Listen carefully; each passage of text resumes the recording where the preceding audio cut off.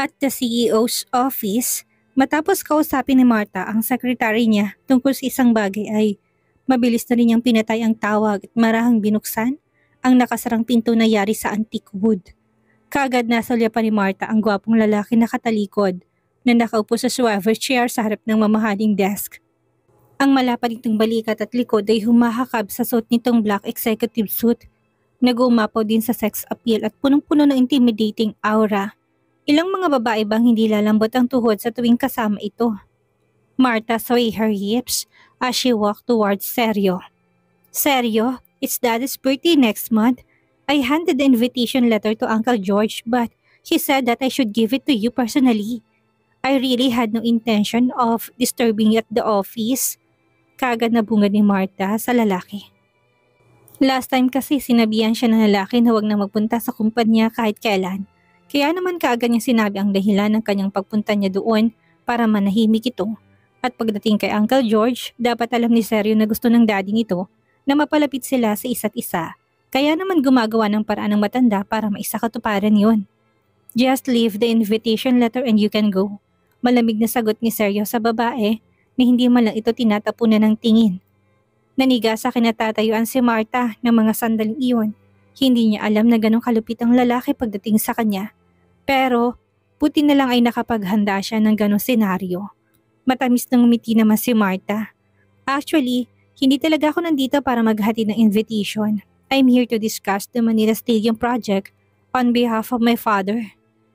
Ani Martha saka naupo sa swivel chair na nakatapat ng desk nito. Ang Mendiola Construction ay isa sa pinakamalaking construction company sa Luzon at itong dealer ng Debonair pagdating sa construction supply. Ang isa pang dahilan kung bakit gustong manatili ni Martha sa opisina ni Sergio ng konting panahon ay dahil sa huling pagpunta niya doon, pinag-usapan ng buong kumpanya ang pagiging girlfriend at boyfriend nila. Siyempre gusto niyang kumpirmahin ang chismis. Nang marinig yon ay nag-angat ng tingin si Sergio at pinukol na nag-aalok na tingin ng babaeng kaharap. Nakaramdam ng kaba si Martha dahil sa tingin iyon ng lalaki pero nagpanggap siyang kalmado pa rin at sinabi, "Hindi ba nagbukas ako ng sarili kong company? Daddy told me to close it and just study how to run the family business." Nang sabihin niyo ni Martha ay may lihim siyang agenda. Gusto niyang ma-realize ni Sergio na kapag siya ang pinakasalan nito, ay mas magiging malakas ang kanilang kumpanya. Sino ba namang aayaw sa ganoon dahil tungkol sa negosyo ang pinag-uusapan? Hindi na magawa pang paalisin ni Sergio ang babae. Kahit pa naiirita siya na naroon ito sa kanyang opisina. Tinapik ni Sergio ang kanyang glass desk gamit ang kanyang daliri na para bang inip na inip. "Where's the report?" Tanong niya sa kaharap at dahil pinaghandaan ni Martha, ang lahat ng iyon para mas matagal pa ang paglalagi niya sa opisina ni Sergio, ay kaagad niya inilabas ang black folder mula sa handbag niyang hawak. Ipinahatid niya yon kanina sa kanyang secretary bago siya magpunta sa kumpanya. Mabilis na inabot ni Sergio ang folder at pinasadahan ng tingin bago muling sumulyap sa babae. "Ikaw ba ang nagsulat nitong report?" Tanong niya. How can Martha do such a thing when all she does in life is party, drink, and travel? But because she wanted to impress Sergio, she nodded and smiled shyly. "Yes, pero dahil first time kong gumawa ng report, alam ko marami pa akong pagkakamali." Nakangiting sagot ni Martha. "Really? Kung ganun sabihin mo sa akin kung paano mo may implement ang plano sa report mo?" Tanong ni Sergio sa nanunuring tingin. Natulo si Martha sa kinatatayuan at tinakasan ng kulay ang mukha. Paano naman niya malalaman kung paano magpatakbo ng isang kumpanya? She didn't even look at that report, not because she didn't want to but because she couldn't understand the report as if it was a mystery. I want to plan Hindi na maituloy pa ni Martha ang sasabihin dahil nagkanda buhol-buhol na ang kanyang dila dahil sa takot at matinding kaba para sa sasabihin ng lalaking kaharap. "Akala ko ba ikaw ang gumawa ng report? Bakit hindi mo maalala kung anong nakasulat dito sa report?" Nanunuyang tanong ni Sergio sa kaharap. No, I'm just nervous." Pagdadahilan naman ni Martha. Pinukol ni Sergio ng malamig na tingin si Martha. "Dahil pumunta ka dito para talakayin ng proyekto, ang pinakapangunahing bagay na dapat mong malaman ay kung paano maging bihasa at matata sa iyong sinasabi. At saka dapat alam mo ng buong puso kung ano ang nilalaman ng project proposal mo. Hindi yung pumunta ka dito para sayangin ang oras ko. Parang sinampal si Marta ng mga salitang iyon ni Sergio. At halos matumba pa nga siya sa kinatatayuan dahil sa matindi niyang hiyang nararamdaman. Sa susunod magpunta ka dito nang magaling makipag-usap.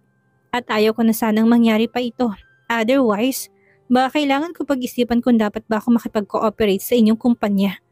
Wika ni Sergio sa malamig na tono at blangkong ekspresyon ng mukha. Matapos noon, itinaas niya ang kamay at sinenyasan ng babae na lumabas na ng kanyang opisina. Natulala naman si Marta at hindi alam ang gagawin ng mga sandaling iyon. Hindi niya akalain na dahil sa ginawa niya ay malalagay sa alanganin ng kanilang kumpanya. At sa oras na malaman yon ng kanyang daddy ay sure niyang malalagot siya nito. May kinakaharap na problema ang daddy niya kaya tsak na mahihirapan siya kapag nalaman nito ang ginawa niya. Ayaw mang umalis, walang nagawa si Marta kung hindi sumunod sa sinabi ng lalaki. At isa pa, wala siyang mukhang maiharap kay Sergio dahil sa kanyang ginawa. Matapos kalmahin ang sarili, ngumiti ng pilit si Marta at tumingin sa lalaking kasalukuyang nakatuon sa laptop ang paningin. I'm sorry Sergio, I won't make this mistake again. Hinging pa umanhin ni Marta sa lalaki. Hindi sumagot o tumingin man lang si Sergio sa babae. Sa halip ay nanatili lang itong nakatingin sa laptop na nasa harapan niya. Huwag kang masyadong magtrabaho at mag-ingat ka. Dagdag pa ni Marta sa katuluyang lumabas na puno ng kaba ang dibdib. After leaving the office and walking in the hallway, Marta met Camille again, which made her feel furious. Inirapan niya ang babae at pinagkrus ang mga braso sa dibdib sa kainarangan ng daraanan nito. Guess what Sergio and I did inside this office for so long? Nakangising sabi ni Marta sa kaharap ng babae. Nung una, hinahangaan ni Camille ang babaeng kaharap dahil napakaganda nito na tila ba isang diyosa. Pero ngayon nakilala na niya, ito ay nagbagong tingin niya dito. Hindi ako interesadong alamin, malamig na sabi ni Camille. Ang maisip ni Camille na ganitong tipong gusto ni Sergio ay nakaramdam siya ng pagkasuya. Sana lang ito pa rin ang lalaki ang kanilang kasunduan. Napakakawala na siya nito sa oras na makahanap na ito ng ibang babae. Kaya naman, niyang bayaran ng paunti-unti ang 1 milyong hiniram niya rito. Ang hindi lang niya matatanggap ay makikihati siya sa lalaki sa ibang babae. Natatakot ka bang malaman kung gaano ka-passionate si Sergio sa akin? Tanong pa ni Martang hindi tumitigil sa patutsada. Marahan pang hinaplos ni Marta ang kanyang collarbone gamit ang sariling kamay upang ipakitang maputlang marka doon mula sa pagkakurot niya kanina sa sarili. Parang naduduwal at gustong masok ni Camille ng mga sandaling yon. Paalis na sana siya ngunit nagbago ang kanyang isip at muling humarap sa babae. Kung ganon, ano naman ang ginawa niyo doon? Tanong kunwari ni Camille sa kaharap. Yun naman ang pinakahihintay ni Martang mangyari, ang papaniwalaan ng kaharap na meron talagang namagitan sa kanila ni Sergio. Ano pa ba sa tingin mo? Of course, gamit ang 2 daliri, hinipo ni Marta ang pang-ibaba niya sa kunwari hiyang-hiyang nagsalita. Sinabi kong hindi ngunit walang paraan. Masyado masigasig si Sergio at syempre, hindi ko siya matitiis kaya pinagbigyan kong kanyang hiling. Ang buong akala ni Marta ay magiging miserable ang itsura ng babaeng kaharap pero nagtaka siya nang makitang ngumiti ito pagkatapos niyang sabihin yon. Good afternoon, Mr. Reynoso, nakangiting bati ni Camille kay Sergio. Nataranta namang lumingon si Marta sa kanyang likuran at nakita niyang nakatayo doon si Sergio nakapamulsa ang isang kamay sa pantalon at walang kasinlamigang tingin sa kanya. Umangat ang gilid ng labi ni Sergio saka nagsalita. Miss Marta made me fulfill my wish. Paano ako mismo hindi ko alam? Sa isang iglap ang makulay na mukha ni Marta dahil sa makeup ay naging maputla dahil sa sinabi ni Sergio. That witch, how dare she treat me? That's not what I meant, Sergio. Nautal na sagot ni Marta saka bumaling kay Camille na noon ay tahimik lang nakikinig. It's this witch? Sabay turo niya kay Camille na nangangalit ang ngipin. Ni hindi magawang murahin ni Marta ang babae sa harapan ni Sergio. Nang mga sandaling iyon, kaya naman nilunok na lang niya ang mga gustong sabihin sa malanding babae. Binigyan niya ako ng inspirasyon.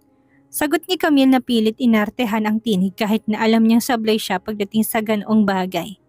Pero base sa reaksyon ni Sergio, alam niyang naniniwala ito na hindi lang sinabi ni Marta ang totoo na mga sandaling iyon. Plano ko na talagang lumihis ng daan pero pinahinto mo ko at sinabihang tumingin sa salamin. Dahil mukha akong cheap at maruming babae. Ayaw kitang patulan kaya umiwas ako pero hinarangan mong daraanan ko para sabihin ko anong ginawa niyo ni Mr. Reynoso sa office niya? Mahabang sagot ni Camille na mukhang inosente ng mga oras na yon. Natigagal naman si Marta sa mga narinig at pakiramdam niya ay nanuyo ang kanyang lalamunan.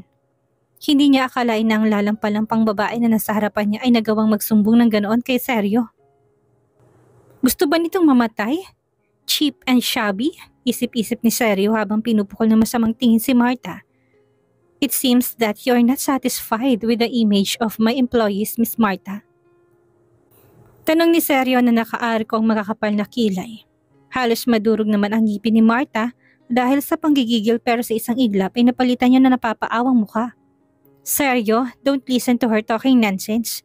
Ni hindi nga nag-apologize ang babae niya nang banggain niya ako. Pagkatapos ko siyang pagsabihan, siguro nagkimkim siya ng sama ng loob sa akin kaya ganyan siya magsalita. Saad ni Marta na himig ng umumbinsi, napakunot noo si Camille dahil sa kasinungalingan na sinabi ng babaeng kaharap. Nagkakamali ba siya sa pandinig? O harap-harapan lang talaga siya nitong binabaligtad? Hindi ba't parang tinatapakan na nito ang pagkatao niya? Bumuntong hininga si Camille sa kahinarap si Marta at nagsalita. Malalaman natin kung sino nananadyang magbangga kung isi-check natin ang CCTV camera. Sagot niya rito sa kaibinaling ang tingin kay Sergio. Mr. Reynoso, pero sorry mauna na po ako. Marami pa akong gagawing draft. Paalam niya sa lalaki. Anyway, nasabi na naman niya ang gusto niya sabihin. Hindi naman niya kontrolado kung iniisip at gagawin ni Sergio matapos niyang marinig ang mga iyon. Naisip din niyang maaring tama si Miss Marta. Alam niyang hindi pag-aksayahan ng oras ni Sergio i-check pang CCTV camera. Para lang sa ganong bagay. Tuloy-tuloy na naglakad si Camille at iniwan ang mga ito dahil marami pa siyang mga draft na kailangan tapusin ng araw na yon. When Camille finally left, the atmosphere between Sergio and Marta became cold. Nang makitang madilim na anyo ni Sergio, parang gustong tumakbo ni Marta palayo. Kaya kahit kinakabahan ay pilit siyang umiti sa lalaki at sinabing, Sergio, it's getting late. Ayaw ko nang istorbohin ka kaya mauna na ako.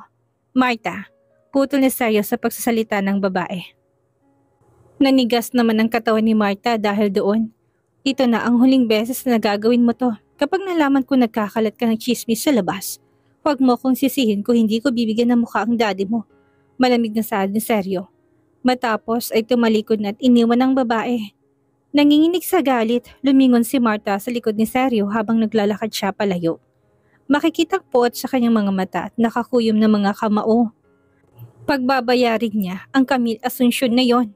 Makikita niya pagsisisihan ng babae na kinalaban siya nito. Nang makabalik sa kanyang opisina, kaagad tinawagan ni Sergio ang sekretary niya na si Alex Noriega sa intercom. Mr. Noriega, ibigay mo sa akin ang footage ng CCTV camera ng pagpunta ni Miss Marta sa kumpanya. Utos niya na may seryosong anyo.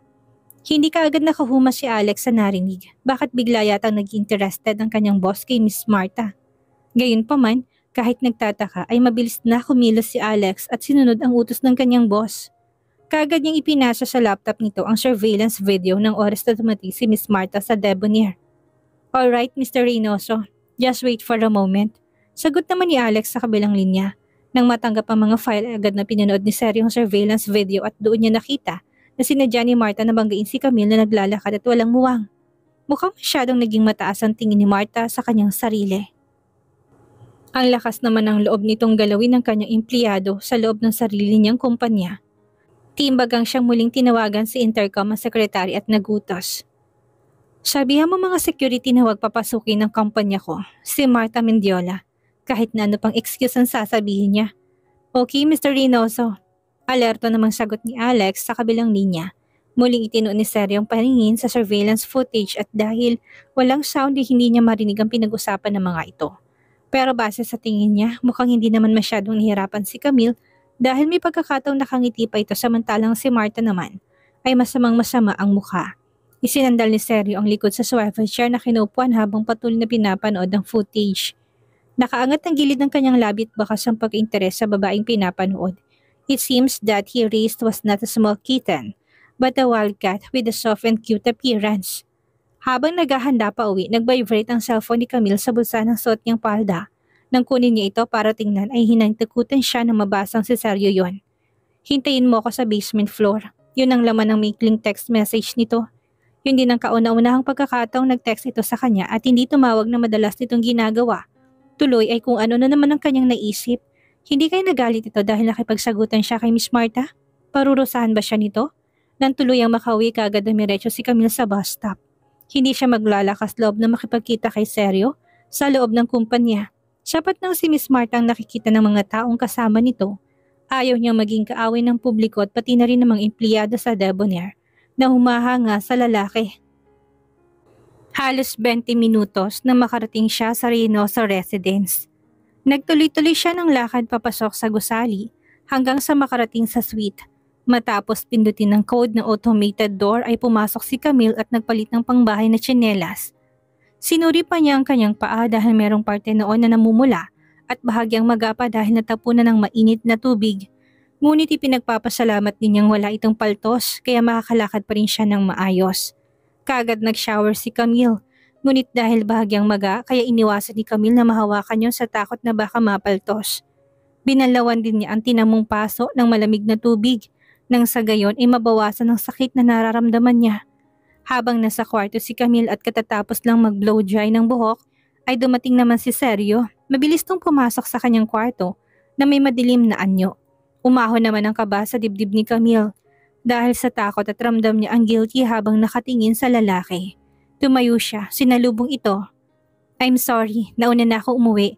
Hinging paumanhin niya. Nang makarinig naman yun ay nagbagong ekspresyon ng lalaki. Bahagya itong lumambot dahil sa sinabi niya. Sinadya mo ba talagang gawin yon? Tanong ni Seryo na nakaangat ang gilid ng labi. Akala ba nito ay hindi niya mahalatang iniiwasan siya nito? Hindi dapat tayo nakikita ng mga magkasama maliban kung tungkol sa trabaho. Ayaw kong pag-usapan nila tayo. Lumapit si Seryo sa kanya at mahinang pinisil ang kanyang pisngi. Maraming beses na tayo nagtabi sa kama, pero natatakot ka pa rin sa chismis? Nagangat naman ang tingin si Camille at sinalubong ang mga mata ng lalaki. Hindi ba ikaw nagsabi na hindi dapat malaman ng iba tungkol sa relasyon natin? Natigilan si Seryo sa narinig at naging seryosong kanyang anyo. Matalas ang dila, hindi naman nakasagot si Camille. Hindi ba ito naman na nagsabi ng bagay na yon? Bakit parang galit pa ito ngayon? Nang sumunod na segundo na malay na lang ni Camille na umangat siya sa ere at kinarga na ni Seryo sa kanyang mga bisig at nilapag sa malambot na kama. Dahil sa taranta ay naitulak niya si Seryo at sinabing, nangako ka sa akin na hindi mo ko hahawakan kapag meron ka ng ibang babae. Nautal na wika ni Camille. Bagamat iniisip ni Camille na hindi nagtalik ang mga ito, meron pa ring mapupulang marka sa katawan ni Miss Marta na marahil ay dulot ng mapusok nilang mga halik. Hindi maintindihan ni Camille pero nakaramdam siya ng depression nang maisip na merong ibang babaeng kahalikan si Seryo. Tinagmasdan naman siya ni Seryo na nagtataka ni hindi man lang ito natinag at nanatili lang nakaibabaw sa kanya. Kailangan ko ba talagang hawakan? Nakangising sagot nito. Nakaramdam ng kirot si Camille sa kanyang dibdib. Tila baliwala lang sa lalaki ang ginawa nito kanina. Hindi ka tumupad sa pangako mo kaya ganun din ako, ani Camille. Saka umiwas ng tingin sa kaharap. Inulit ni Seryo ang kanyang braso upang abutin ang baba nito at marahang pinisil. Want to cheat on me? Ikaw ang unang sumira ng usapan, matigas na sagot ni Camille sa lalaki. Siyempre, wala naman siyang balak na gawin niyon. Pero gusto niyang magmatigas para malaman ng lalaking hindi to biro ang bagay na yun para sa kanya. Have you chosen who you will replace me with? Tanong ni Seryo sa malamig na boses. Wala pa ako napipili, muling pagmamatigas ni Camille. Do you really want to choose? Ani Seryo na madilim ang anyo at may nakakatakot na expression sa mukha. Nahigit ni Camille ang kanyang hininga dahil sa matinding kaba pero nanatili pa rin siyang hindi bumibigay sa pang-asar ng lalaki. Dahil hindi ka sumusunod, gagawin ko, magloloko ka? Malamig na tanong ni Seryo, nakalagay sa agreement na bawal ka makipagtalik sa ibang lalaki. Gusto mo bang magbayad ng compensation? Dahil sa sinabi nito ay nakaramdam ng galit si Camille. Hindi talaga ito makatuwiran kahit kailan, palagi nitong dinadaan lahat sa pera. Ang usapan palibhas ay alam nito na wala siyang kakayahang bayaran ito ng mga sandaling iyon. Di hindi ko na nagagawin hanggang bago ako matulog. Pang-aasar pa niya pero hindi na natapos pa ni Camille ang sana'y sasabihin dahil nagulat siya na bigla siya nito ibinaligtad at marahas ni binaba ang suot niyang pajama at pinalo sa puwetan. Nabigla si Camille bagamat lagi siya nitong pinapalo tuwing nagtatalik siya. Yun ang kauna-unahang pagkakataong ginawa nito yun ang walang namamagitan sa kanila. Pakaramdam tuloy niya isa siyang batang pinagagalitan at pinapalo sa puwetan dahil nakagawa ng malaking kasalanan. Pulang-pula sa galit at kahihiyan ang mukha ni Camille ng mga sandaling iyon. Bakit mo ako sinasaktan? Tanong ni Camille. Kung mananakit man ako ng iba, hindi pa mamalo ang gagawin ko. Ani seryo sa kamarahang pinisil ang pisngi ng kanyang pangupo. Hindi to pananakit. Kung hindi tuturuan kita ng leksyon, sa oras na ulitin mo pang pagsasalita ng nonsense ay papaluin ulit kita tulad nito. Ani seryo sa mahinang boses. Ang sama talaga na ugali nito, siya na ang niloko at hindi tumupad sa usapan, ito pang may gana na saktan siya. At sino ba namang tao ang mamamalo ng puwet habang nagagalit? Hindi naman siya batang paslit, ito lang yata ang klase ng lalaking gano'n ang pag-uugali. Ramdam ni Camille na uminit ng sulok ng kanyang mga mata at pulang-pula ang kanyang mukha dahil sa matinding kahiyan at galit. Kaya naman sinubsob niyang mukha sa makapal na comforter at humikbi. Ang sama mo, malinaw naman na ikaw ang unang nanloko pero gusto mo pa ring saktan ako. Nang marinig yun ay naging maliwala sa mukha ni Seryo at tula sa sariling mga mata. Nagsiselos ka ba? Ipinikit ni Camille ang mga mata at hindi ito sinagot. Bakit naman siya magsiselos? Masama ang pakaramdam niya. Oo, pero hindi siya nagsiselos. Hinding-hindi.